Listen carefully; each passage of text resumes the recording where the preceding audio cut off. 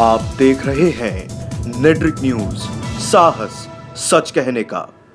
2019 लोकसभा चुनाव के सेमीफाइनल के रूप में देखे जा रहे 5 राज्यों में हुए विधानसभा चुनाव में जीत मिलने के बाद कांग्रेस पार्टी ने लंबे समय बाद जीत का स्वाद चखा है। बीजेपी की करारी हार के बाद कांग्रेस ने 5 राज्यों में से 3 राज्यों में अपनी सरकार बना ली है।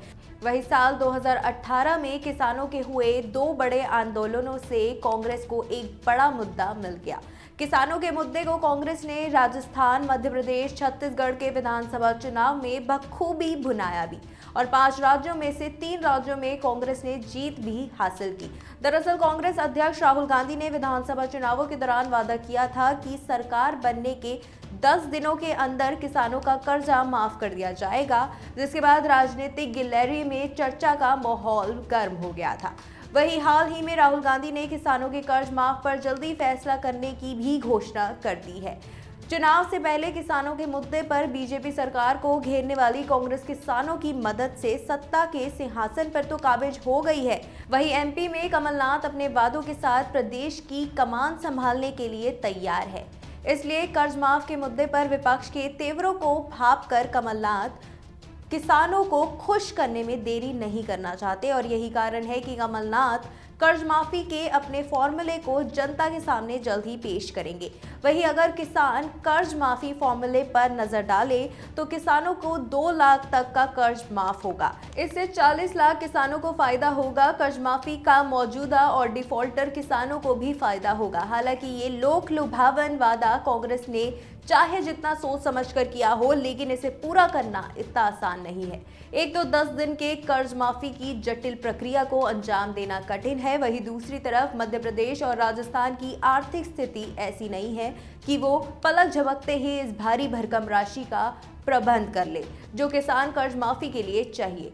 एक अनुमान के अनुसार राजस्थान को किसान कर्ज माफी के लिए 90,000 करोड़ रुपए से अधिक चाहिए होगा और मध्य प्रदेश को लगभग 50 करोड़ रुपए से अधिक चाहिए होगा। वहीं छत्तीसगढ़ को इससे कम राशि चाहिए होगी। लेकिन ये सवाल तो उसके सामने भी है कि महज 10 दिन में किसानों से किया गया वादा कैसे निभाया जाए।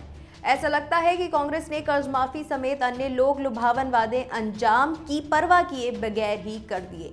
उसकी ओर से किए गए वादे आर्थिक नियमों की अनदेखी के साथ ही राजनीतिक समझ पर भी सवाल खड़ा करते हैं।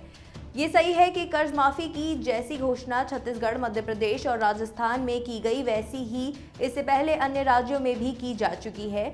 इसमें बीजेपी शासित राज्य भी शामिल है, जिसका तत्कालीन पार्टियों ने जमकर फायदा उठाया।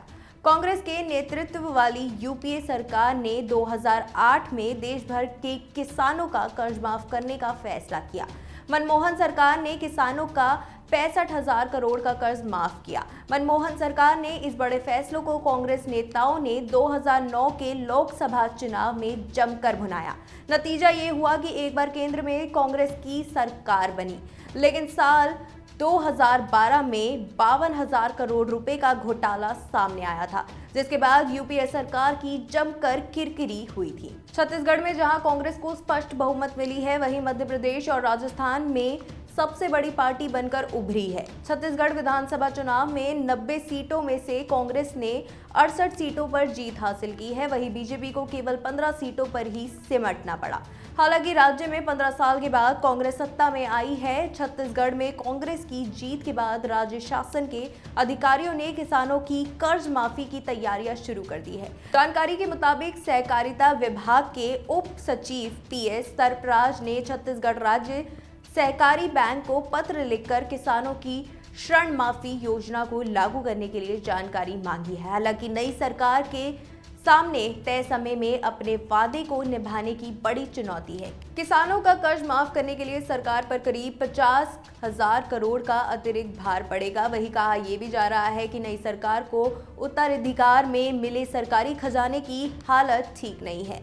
वित्त विभाग के बजट के मुताबिक मध्य प्रदेश इस समय 1,60,08,70 रुपए के कर्ज में डूबा हुआ है। राजस्थान में कांग्रेस ने किसानों से सरकार बनने के 10 दिन के बाद ही कर्ज माफी का वादा किया। साथ ही उनसे वादा किया गया कि कृषि उपकरणों पर जीएसटी में छूट दी जाएगी। वहीं मध्य प्रदेश में राहुल गांधी ने कर्ज माफी के साथ ही धान का एमएसपी बढ़ाने का वादा किया था।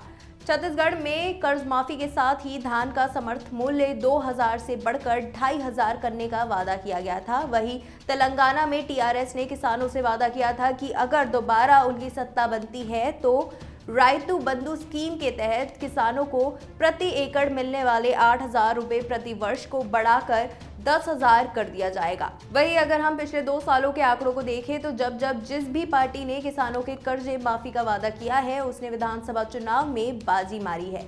ऐसे में सवाल ये उठता है कि क्या किसानों के कर्ज माफी का वादा पार्टियों को जीत की गारंटी देता है?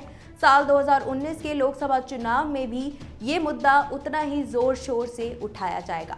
देश और दुनिया की तमाम खबरें देखने के लिए देखते रहिए नेट्रिक न्यूज। हमारे साथ जुड़े रहने के लिए हमारे YouTube चैनल को सब्सक्राइब करें, साथ ही बेल आइकन को दबाएं। नेट्रिक न्यूज की खबरें सबसे पहले देखने के लिए।